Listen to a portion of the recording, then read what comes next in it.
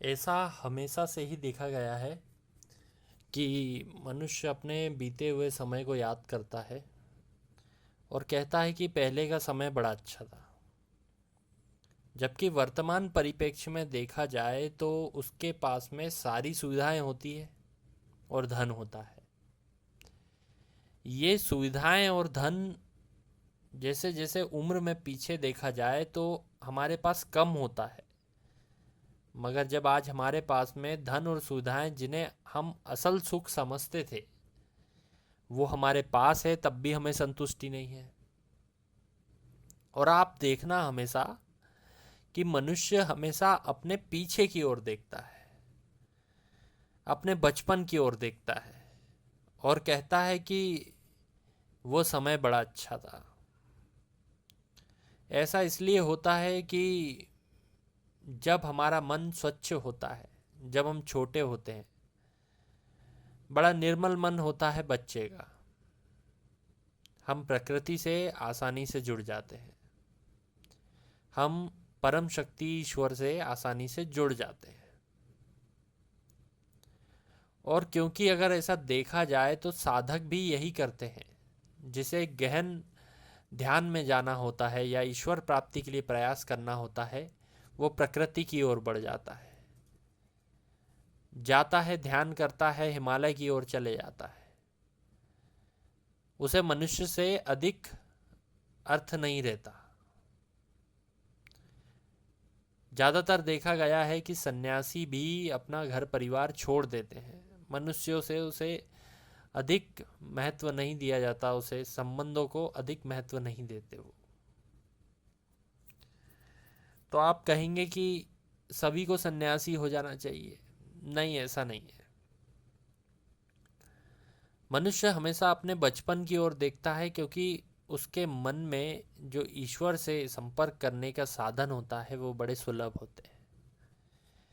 मजाक मजाक में, खेल खेल में, या फिर कभी कभार किसी खेल को एंजॉय करते हुए या फिर दौड़ लगाते हुए या पार्क में बैठे हैं, ज़मीन पर लेट गए, तो हमें कहीं ना कहीं वो अनुभूति धीरे धीरे होती है कि ईश्वर हमारे पास है।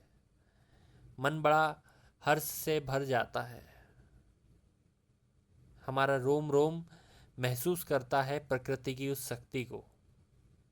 पर बाद में हम जैसे जैसे बड़े होते हैं तो हमारे परिवार, हमारे आसपास के लोग धीरे धीरे विचार डालते हैं कि तुमको सर्वश्रेष्ठ होना पड़ेगा। और वो कैसे होंगे? तो एक सिस्टम है, उस सिस्टम में बंधे बंधाए विचार है। उस पर ज़्यादा विचार करो तो समाज आपका विरोध करेगा। इसलिए वो बोलते हैं जैसा सिस्टम बना है वैसा तुम्हारे दिमाग में डाल देंगे। और वो सिस्टम हमारे दिमाग में आता है और हमारे जो नव विचार, उस समय हमारे मन में जो एक जिज्ञासा थी वो मिट जाती है। यहाँ तक कि हमारी कलात्मकता भी धीरे धीरे कम होती जाती है और हम समाज के उस सिस्टम में बंधते जाते हैं।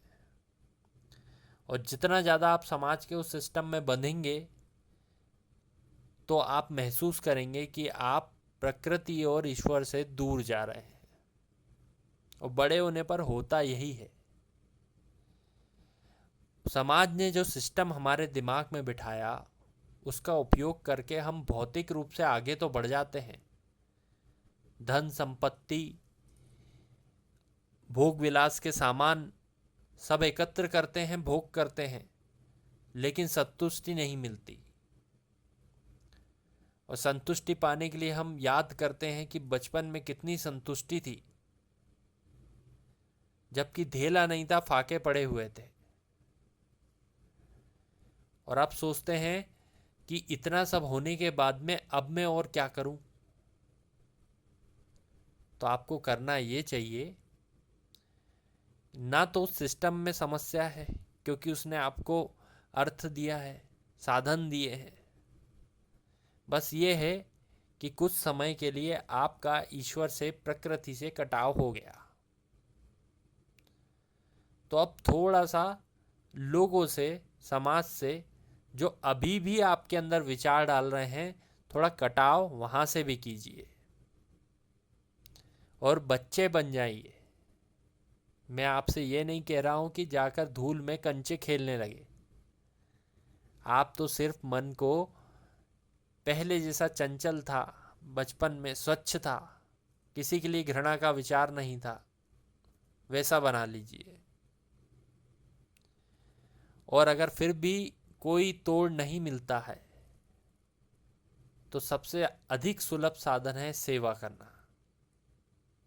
निस्वार्थ होकर प्रकृति में जो भी चीजें हैं, पेड़ पौधे पशु पक्षी, उनकी सेवा कीजिए।